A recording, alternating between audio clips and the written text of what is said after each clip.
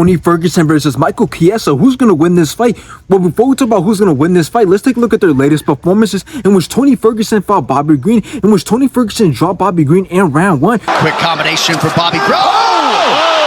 But then Bobby Green brought it back, landed some great shots, and slapped Tony Ferguson with an arm triangle choke in round 3. Bucking and moving. Oh my goodness, this is tight. He's out cold.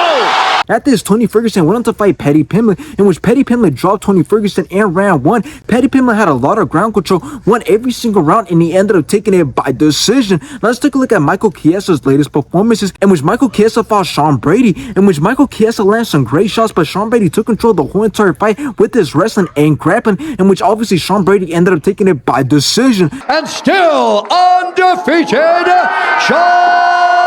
At this, Michael Chiesa went on to fight Kevin Holland, in which Kevin Holland got Michael Chiesa in a Bravo choke and made him tap in round 1. He's got it locked in.